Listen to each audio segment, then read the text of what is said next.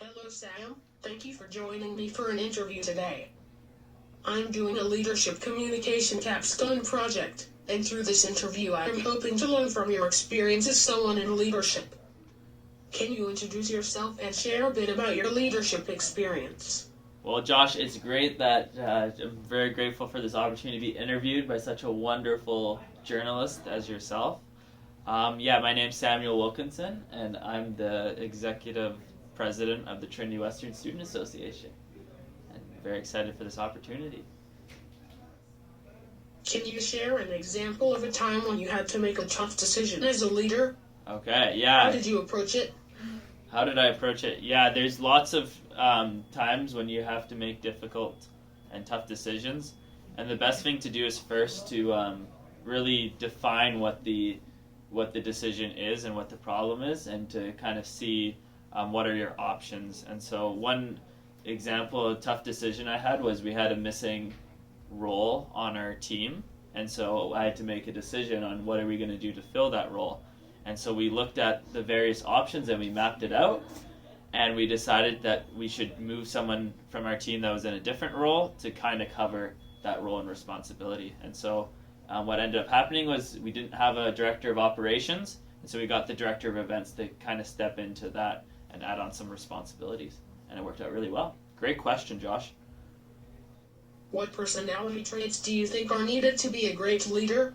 Yeah, I think a great leader first and foremost needs to be curious, because to be a leader you need to be able to, first of all, lead a group of people and know a group of people. And you can't really lead well if you don't understand and know who they are, what are the issues in the community. And so it starts with being curious. And so exactly what you're doing here, Josh, asking great questions and then also listening to those questions as well, I think are the personality traits that make a great leader. Because I often think that we think the best leader is the one that's the loudest and, the bolsterous, or, is the well-dressed. But honestly, the best leader is the one that's curious and is a great listener to those around him. So, can you share an experience where you learned a valuable leadership lesson from a mistake? Yeah, that's a great question. And again, like, mistakes are bound to happen in leadership, and they happen quite a bit. And so one lesson that I learned was I had some wrong information. So I thought that that this opportunity was only open for a select number of students, and then I was corrected by someone on my team to let me know that I actually had read the wrong part of the bylaws, and that it was actually a different criteria for people.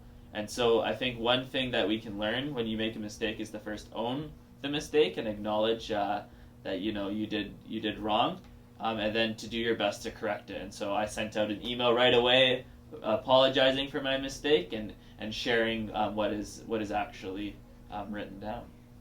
How do great leaders handle conflict or difficult situations? Yeah, and so something I said a little bit earlier about being curious, the second part is listening. And so a big thing with conflict, it's bound to happen, but we can choose to manage it. And so one of the ways we can manage it is first by listening, so hearing what other people have to say and understand their problems. Because if you don't understand what the conflict or the difficult situation's about, you don't have a chance of solving it, right? So it starts with listening, and then the other part too is also about adapting as well, and then choosing how you want to handle the conflict. Because I teach my team this, but conflict is a necessary part of the team. We can't get rid of it. Right now, we're in conflict right now. You chose to wear, a nice blue. I'm wearing a white shirt. That's conflict. But we can choose how we manage that conflict. And so that's what great leaders do, is they manage conflict in difficult situations well. What advice would you give to someone who wants to become a great leader? My advice for leaders is just to get involved. I didn't wake up one day and become the president of TUSA. I got involved, early on in my degree here. I was a CFA in Douglas, and that helped me, get to where I am today. And so find where you are, find what opportunities are out there, and look for great leaders to follow. That'd be my advice to anyone who wants to become a leader. And luckily, you're in the right place, Josh. Trinity Western's a great place to become a godly Christian leader.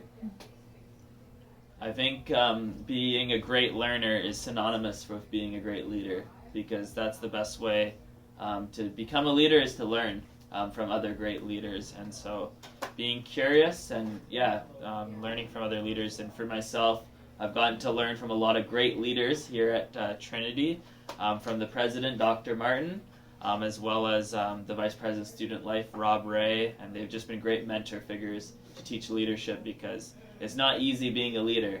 And so if you want to go into leadership, you got to be willing to learn from people that have gone before you and are great at what they do. Great question, Josh. Do you want to be a leader, Josh? I think you already are a leader, Josh, in a lot of ways. You need to get involved, right? It doesn't have to be as big as, running for a TUSA position. It could be as little as, helping out and helping support in your church or in your school. There's no such thing as a little leadership position. Everyone can be a leader. Thanks so much for your time. Oh, thank you so much for interviewing me, Josh. This was awesome. Great questions. I think you got a career in the journalism, Josh.